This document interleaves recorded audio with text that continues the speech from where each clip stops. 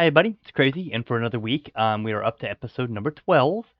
Um, this week's has kind of been a little bit rough. Been a lot of things going on in real life, so I haven't had a chance to really dabble in my Python and Pygame and a BGE as much as I wanted to. But I did get a couple things done.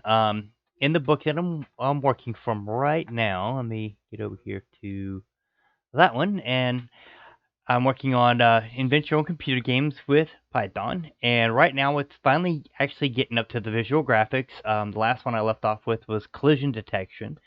Um, see here, bring my mouse over, which is this one right here, which was the end of it. I actually got the program to work, and of course, everybody has a bug, right? And that's one thing that a lot of people get discouraged about. Is like, oh, did it again. Oh, I did it again. It's okay. Don't get frustrated because you can't, get it right the first time. Nobody ever does. And if they do, then their computer. Okay. So the easiest thing to think about whenever you do mess up, or there's a typo or something like that, and you have to go back because your code crashed. Um, don't look at it as a bad thing. Kind of look at it as a good thing. You actually have to, you know, uh, realize your mistakes, which actually helps you to learn more. If you did it right for the first time every time, you would learn something, but you wouldn't learn it good enough. Okay, so we learn through mistakes, and believe it or not, I have several. I am the typo king when it comes to not putting words right, and of course, most people type with all 10 digits. I type with two. Okay, so I'm pretty sure I'm gonna get bashed at by a few of you for that, but hey, I'm sorry. I never learned that in high school and never carried it forth there in my adulthood, because of the fact that most of the stuff I did wasn't dealing with computer fingers, yeah, dealing with keyboards. Most of them were joysticks, and the rest were regular tools that do not involve computers at all. Maybe mainly a hammer a couple times. But needless to say, if you make a mistake, don't kick yourself about it. It's not as bad as you think.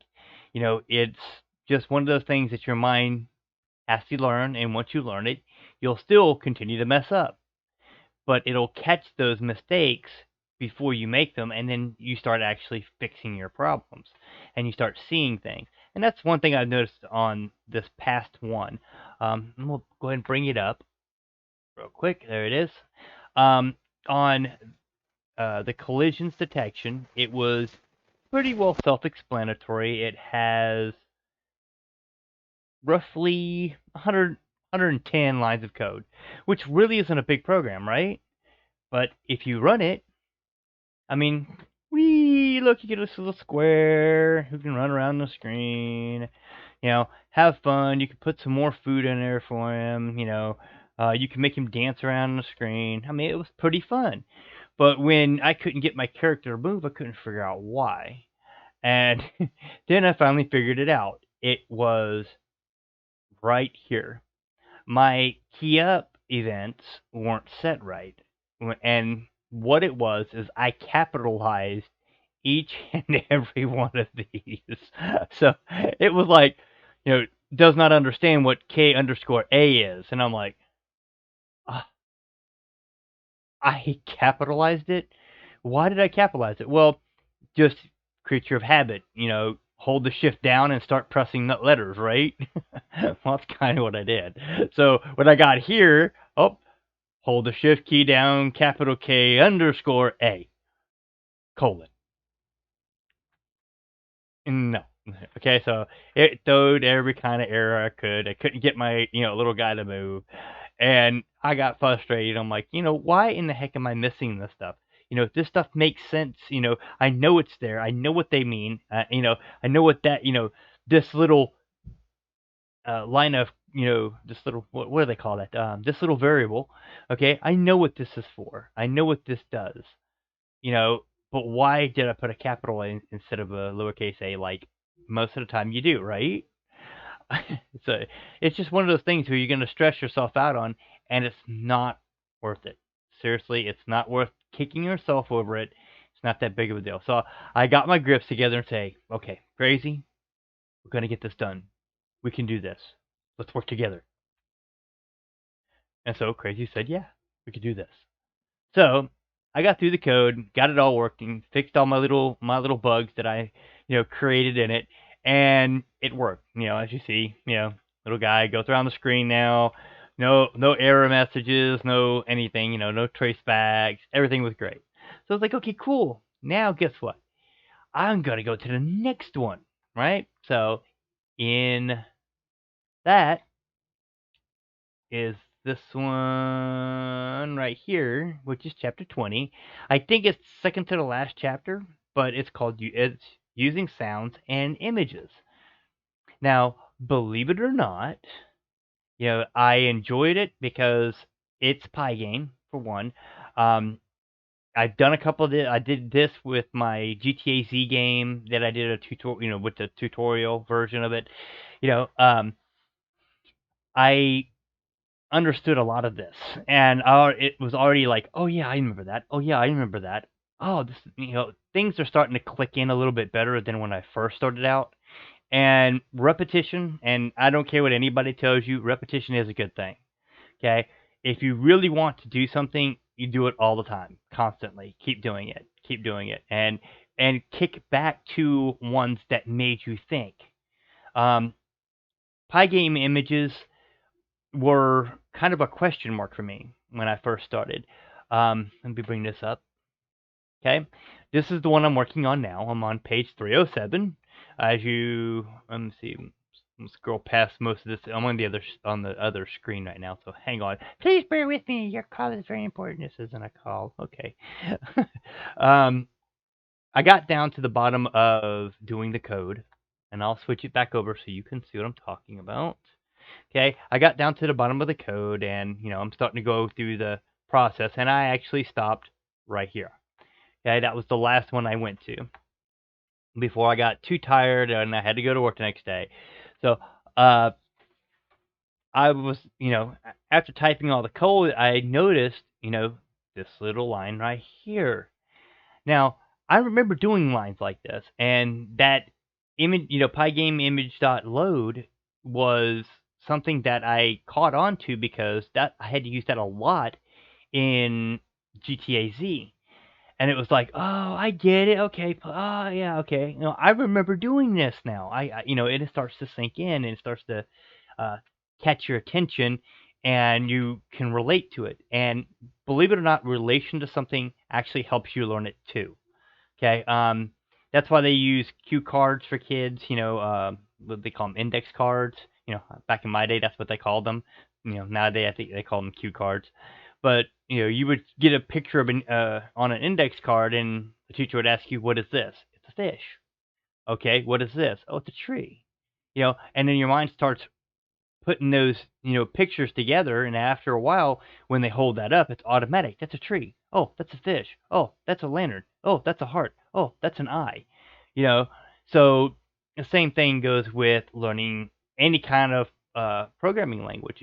Once you start seeing the same stuff over and over again, your mind starts to trickle to it and go, oh, hey, I remember that. Oh, I know that dude. Hey, I've seen that code before. So, um, for the most part, it was really interesting to do this one, and I think I ran it. Yeah, so you got a little guy, runs around, does the same thing as the cube does, but if you notice, he's getting bigger.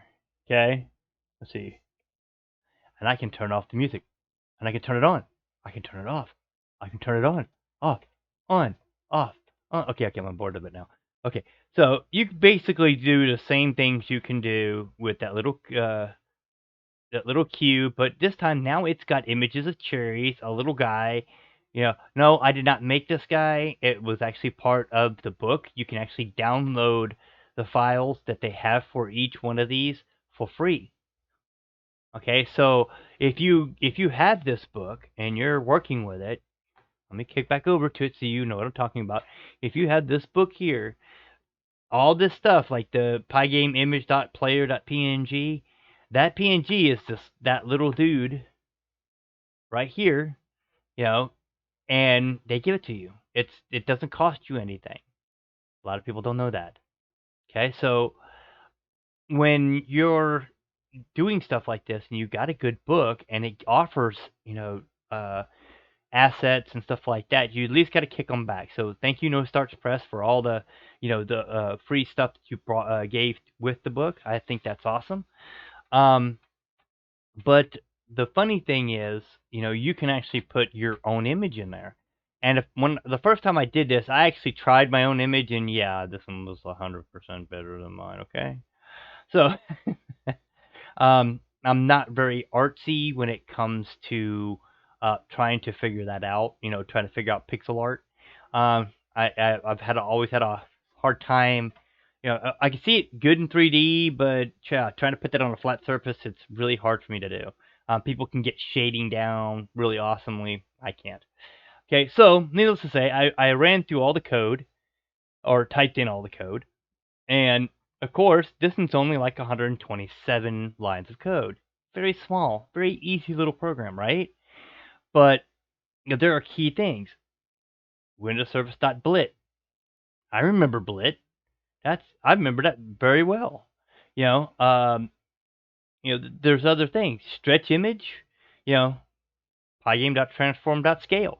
I remember that because I had to do that with a lot of the cars, the cars I have in GTA Z.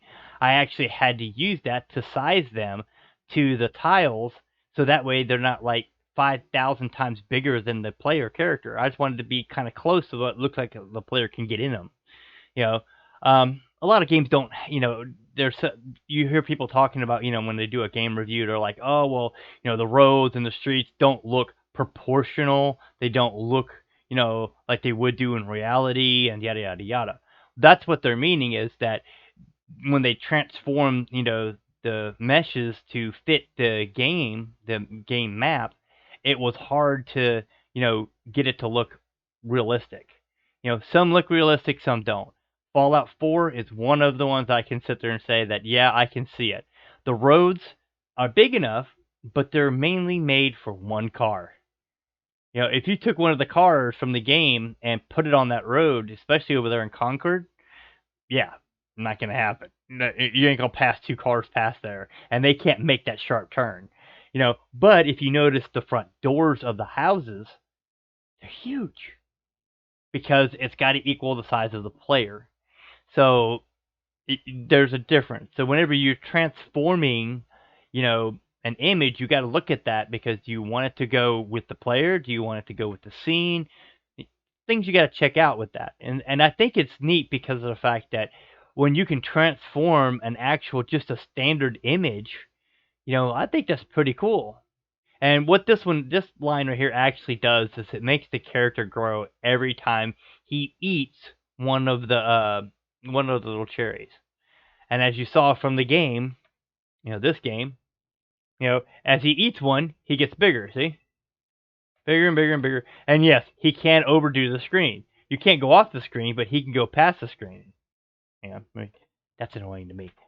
It's probably not loud to y'all, but it's loud in my ears. I don't know why, it just does.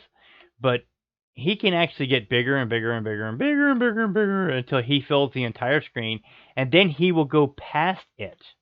Okay? He will go past the screen. Okay? And I don't know if you can put him. Yeah, there you go. Okay? He can go past the screen. I mean, look. He is going past the screen right now. The only time he will pop back in the screen is if you do that. Let me try to see if I can get. Yeah, here we go. He can't even move now. So it just gets bigger and bigger. He keeps growing, growing because it keeps putting things in there. See, he's gonna grow forever, ever and ever and ever. He can never ever stop growing. Now, but it's funny because that's what this is for, is to scale him up per bite, per food. And so far, that's where I've gotten up to. I've gotten up to this part here. Let me bring this back up. I've gotten up here to adding the sprite. That's as far as I got. But some of the stuff I've already seen before. Some of the stuff on, in this code, like I've seen this. We did that. I did it last week. You know, same stuff, right? And I've done this before. I've done different things. I don't do it's a little bit different than, move right and player right. A lot of times it's just player right is, if player right is less than window width, then the player can move right, you know, at its speed, but the move right is what the keyframes are, or the keys are for, the key events. Okay, so I mean, learning a lot, still learning a bit. And now I'm going to bring up something that's a little bit different. See, what am I up to here? I'm up to this let me get rid of this stuff. It was just referencing image. But I was working in Blender. I was actually working in a BGE. There's been a problem. I don't know if y'all have ever noticed it, but I've noticed it. But if you change to the newer version, the older version doesn't work.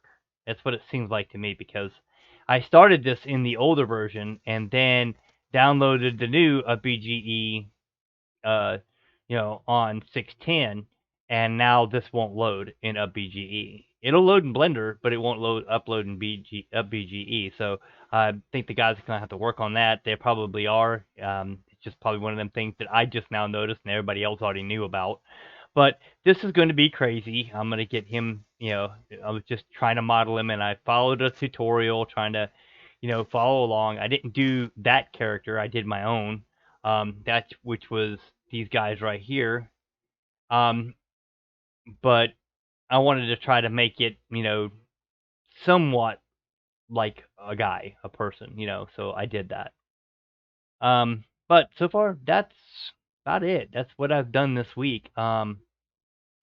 Besides working on doing a little bit of coding and household things like cutting grass and going to work, stuff like that.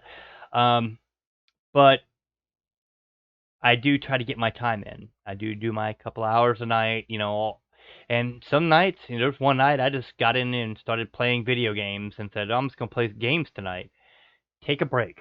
Sometimes you do need to take a step back. And with that, a lot of people don't. They dredge at it and dredge at it and dredge at it till they get so aggravated with it they don't even want to deal with it no more.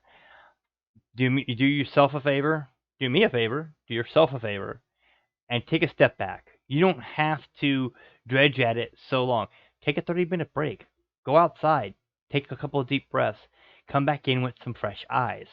A lot of people don't understand that. They dredge at it, and I'm actually one of them. I was one of them. A lot of the things I kept doing, I would dig at it and dig at it and dig at it, and I get so mad because I can't get it right, and then I wind up messing it up, and then I have to redo the whole thing again, and I'm still dredging at it. And if I would have just stepped back 1 or 2 minutes, give myself a break from it, go do something else, go watch a show with my wife, something, get away from it, and then come back to it. Okay? With that, I'm running a little bit high on time this week. So I'm going to leave it there, and we'll see y'all next week.